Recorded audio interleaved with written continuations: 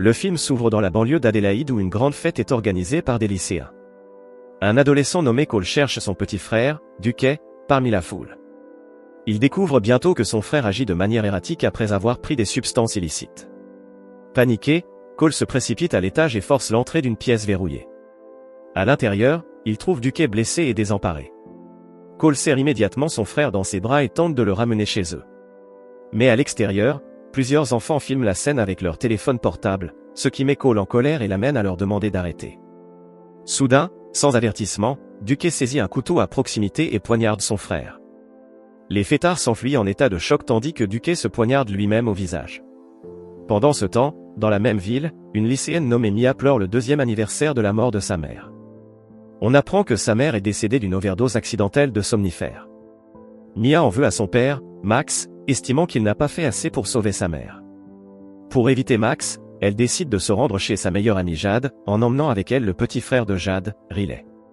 Une fois arrivée, Mia se précipite pour retrouver Jade, occupée au téléphone avec son nouveau petit ami. On découvre alors que Mia considère Jade, Riley et leur mère, comme sa propre famille. Plus tard, les filles découvrent une vidéo montrant un de leurs camarades de classe semblant possédé lors d'une fête. Jade pense que c'est faux, mais Mia est intriguée et souhaite voir par elle-même. Elle veut également aller à cette fête pour se distraire de la tristesse due à l'anniversaire de la mort de sa mère. À contre-séure, Jade accepte pour le bien de son ami et parce que son petit ami y sera également. Pendant que Sudor, les filles et Riley s'échappent discrètement de la maison et se rendent à la fête. Arrivée à la fête, elle rencontre le nouveau petit ami de Jade, Daniel, qui se trouve être aussi l'ex-petit ami de Mia. Malgré le passé embarrassant entre eux, tous sont de bons amis. Plus tard, 2 camarades de classe, Ale et Joss, leur montrent un jeu appelé Talk to Me auquel tout le monde participe. Il s'agit d'une sorte de planche de Ouija avec une main embaumée effrayante. Ale explique que la main appartenait autrefois à un médium psychique et est maintenant utilisée pour invoquer une entité surnaturelle. Mia se porte volontaire pour essayer en premier. Joss l'attache fermement à la chaise pendant que Ale explique qu'ils doivent arrêter la possession dans les 90 secondes sinon les esprits refuseront de partir. Ils allument ensuite la bougie et demandent à Mia de tenir leurs mains en disant « Talk to me ». Quelques secondes plus tard, Mia voit la figure fantomatique d'un vieil homme qui la laisse visiblement choquée et effrayée. Ses amis la pressent de lâcher la main, ce qu'elle fait presque immédiatement. Elle explique alors ce qu'elle a vu, et tout le monde semble la croire. Mia réessaie une fois de plus en tenant la main. Cette fois, elle voit la figure fantomatique d'une femme effrayante. Ale lui dit de dire « Je t'accepte » au fantôme. Mais dès que Mia le fait, sa tête se renverse et elle semble suffoquer. Cela effraie Jade qui exige qu'ils arrêtent immédiatement le jeu. Une minute plus tard, l'étouffement de Mia cesse enfin et elle baisse la tête. Mais maintenant, ses pupilles sont dilatées et sombres, comme si elle était possédée par un esprit effrayant. Mia commence alors à agir de manière maniaque, parlant d'une voix étrange et effrayante. Elle fait des gestes vers Riley, disant « Il t'aime vraiment », ce qui l'effraie. Lorsque le chronomètre atteint 83 secondes, Joss tente de séparer Mia de la main, mais l'esprit refuse de lâcher prise et crie à Riley de s'enfuir. Finalement, Ale et Joss parviennent à briser la connexion inquiétante de Mia avec la main en soufflant sur la bougie, même si cela a duré bien plus que les 90 secondes prévues. Ils s'assurent que Mia va bien, et après cela, les autres prennent à leur tour le risque d'être possédés. Plus tard, un Riley curieux demande à Mia ce que ça fait d'être possédée, à quoi elle répond « C'était fantastique ». Elle s'est tellement amusée avec cette possession démoniaque que même Daniel est impatient d'essayer. Jade, soucieuse de faire plaisir à son petit ami, demande à Ale s'ils peuvent faire le rituel de la main effrayante chez elle ce soir-là, ce à quoi cette dernière acquiesce. Dans la scène suivante, Jade, Mia, Daniel, Riley et quelques amis de ce dernier parviennent à convaincre ceux qu'ils ne font pas une fête mais juste un rassemblement normal. Une fois tout le monde présent et la main prête, Daniel se lance immédiatement dans le rituel. L'esprit qui s'empare de lui est particulièrement turbulent. Il commence par dire qu'il n'est pas intéressé par Jade et finit par embrasser le chien de celle-ci. Les autres ados sont à la fois dégoûtés et ravis, riant et filmant Daniel. Après avoir rompu son lien spirituel, Daniel se sent embarrassé, mais les autres ne font que commencer.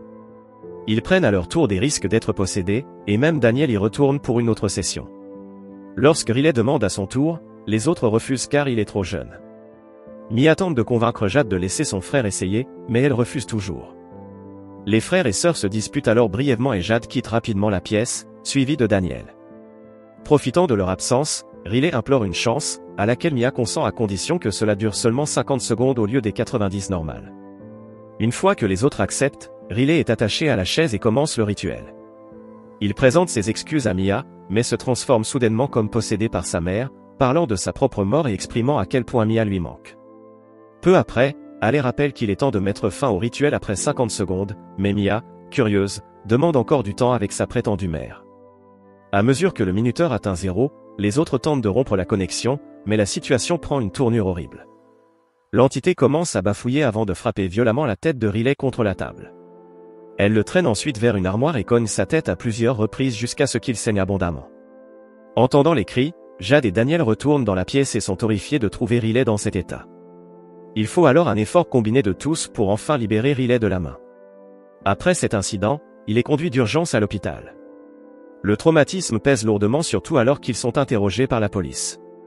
Par la suite, une Mia rongée par la culpabilité décide de rentrer chez elle et de s'isoler. Quelques jours plus tard, elle tente de rendre visite à Riley à l'hôpital, mais Jade lui dit de partir. Cela brise le cœur de Mia, qui s'apprête à partir, mais à ce moment-là, elle aperçoit le reflet de sa mère dans une vitre, semblant se diriger vers les toilettes. Mia la suit et entend bientôt la voix de sa mère implorant de l'aide, mais elle ne trouve personne. Cela aggrave son angoisse et elle commence à agir de manière erratique. Voyant Mia bouleversée, Daniel vient la voir et lui propose de la raccompagner chez elle. Une fois arrivée, elle lui demande de rester, car elle se sent très mal en ce moment. D'abord hésitant, étant donné sa relation avec Jade, Daniel finit par accepter lorsque Mia le rassure en disant qu'ils ne sont que des amis et qu'elle ne veut simplement pas être seule ce soir. Pourtant, il est évident qu'elle a toujours des sentiments pour lui. Cette nuit-là, Mia se réveille en sursaut après un cauchemar sur la mort de sa mère. Elle voit ensuite l'esprit d'une vieille femme s'approcher de Daniel et lui sucer les orteils. Terrifiée, Mia hurle pour le réveiller. Mais lorsqu'il ouvre les yeux, il découvre, horrifié, que ce n'est pas un esprit, mais Mia elle-même, avec des pupilles blanches, en train de lui sucer l'orteil. Pris de panique, Daniel s'enfuit immédiatement de la maison. Mia, en crise, se met alors à hurler comme une folle et à se gifler plusieurs fois avant de révéler qu'elle a la main maudite dans son sac. Désespérée de revoir sa mère, elle tente alors d'invoquer son esprit à travers le rituel, et contre toute attente, cela fonctionne. Le fantôme de sa mère, Ria, apparaît et lui affirme qu'elle ne voulait pas mourir et que c'était un accident. Elle supplie également Mia d'aider Riley, car il souffre énormément. Après cela, l'esprit prend sa fille dans ses bras et la berce jusqu'à ce qu'elle s'endorme. Pendant ce temps, Jade veille sur Riley à l'hôpital lorsqu'il est soudainement possédé et se mord violemment dans une crise terrifiante. Il finit par s'effondrer et cogne sa tête contre le mur des toilettes à plusieurs reprises. La situation ne s'arrête que lorsque Jade hurle à l'aide et qu'une infirmière intervient. Le lendemain, Mia retrouve le groupe qui était à la fête il y a quelques jours. Jade leur explique que son frère continue de tenter de se faire du mal. Cela pousse Joss à révéler une information très inquiétante, l'homme qui avait donné la main maudite à Duquet leur avait parlé d'un effet secondaire majeur.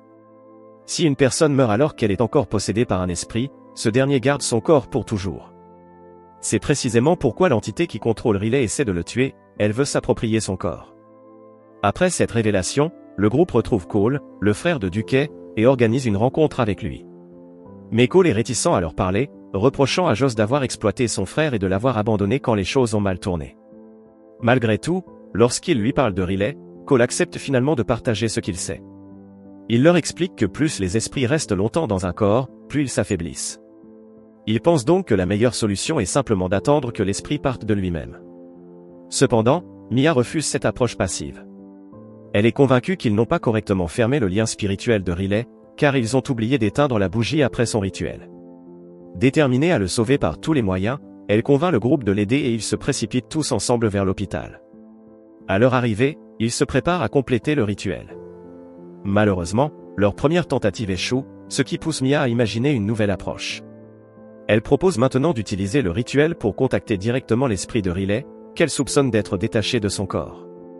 Mais pendant la séance, Mia rencontre l'esprit d'une jeune fille qu'elle n'a jamais vue auparavant. Cette dernière lui propose de la guider jusqu'à l'endroit où se trouve Riley. Désespérée de sauver son amie, Mia accepte et se retrouve transportée dans ce qui semble être un royaume spirituel. Là, elle découvre Riley entouré et tourmenté par une multitude d'esprits malveillants. Soudain, les 90 secondes réglementaires s'écoulent et ses amis la ramènent brusquement dans le monde réel. Bouleversée, Mia leur raconte tout ce qu'elle a vu, et ils réalisent alors qu'il n'y a rien d'autre à faire pour l'instant. Désemparés, ils décident de rentrer chez eux. De retour chez elle, Mia est immédiatement abordée par son père, Max, qui tente de lui révéler la vérité sur la mort de Ria. Il lui explique que, juste avant de mourir, sa mère a laissé un message qu'il a eu peur de lui montrer jusqu'à présent. Il lit alors la note d'adieu de Ria, confirmant que sa mort n'était pas un accident. Effondrée, Mia éclate en sanglots tandis que son père essaie de la réconforter. À cet instant, l'esprit de sa mère apparaît devant elle et lui dit que la lettre est fausse, qu'elle n'a jamais voulu mourir. Furieuse et terrifiée, Mia se réfugie dans sa chambre, où sa mère la suit. Là, l'esprit lui révèle que c'est Max qui a écrit la note et que l'homme qu'elle a vu en bas, n'est même pas son père. Juste à ce moment-là, Max frappe à sa porte, mais l'esprit de Ria lui révèle qu'il s'agit en réalité d'un esprit malveillant imitant son père.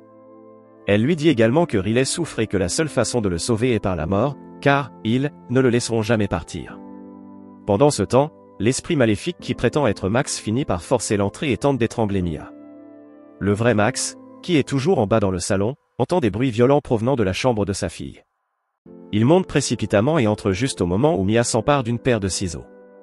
Mais dans un terrible retournement de situation, l'esprit disparaît soudainement et Mia finit par poignarder son véritable père dans le cou. À ce stade, Mia est tellement manipulée par l'esprit de sa mère qu'elle ne semble même pas choquée par ce qu'elle vient de faire. Peu après, Mia appelle Jade en lui affirmant qu'elle a trouvé un moyen de sauver Riley. Désespérée, Jade quitte immédiatement son frère pour se rendre chez sa meilleure amie.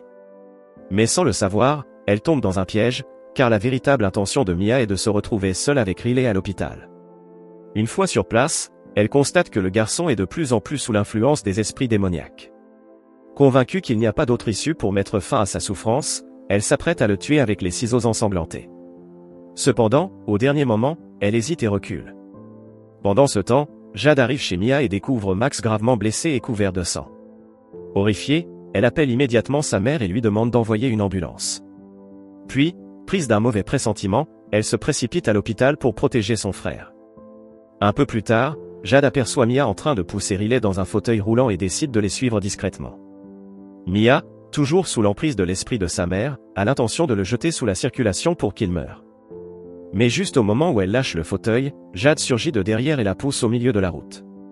Un véhicule arrive à toute vitesse et la percute violemment. Peu après, Mia se réveille allongée sur la chaussée, ensanglantée et blessée. Elle se redresse et aperçoit Jade tenant son frère sur le bas-côté. La scène change alors brusquement, Mia est maintenant de retour à l'hôpital, mais tout lui semble irréel et déformé. Elle voit Riley, miraculeusement rétabli, quitter l'établissement avec sa famille. De son côté, elle aperçoit Max marcher dans les couloirs, mais celui-ci ne semble pas la voir. Petit à petit, elle se sent de plus en plus seule, car personne ne fait attention à elle. Progressivement, tout son environnement s'efface et disparaît dans l'obscurité. C'est alors qu'une lumière vacillante attire son regard. Intriguée, elle s'en approche et découvre une bougie avec une main qui en émerge. Poussée par la curiosité, Mia tend la main pour la toucher. Mais dès qu'elle le fait, elle est subitement transportée dans un lieu inconnu où un groupe d'hommes l'observe attentivement. L'un d'eux, qui tient sa main, lui murmure « Je te laisse entrer ». C'est alors que la vérité éclate, Mia est morte dans l'accident et est devenue un esprit à son tour.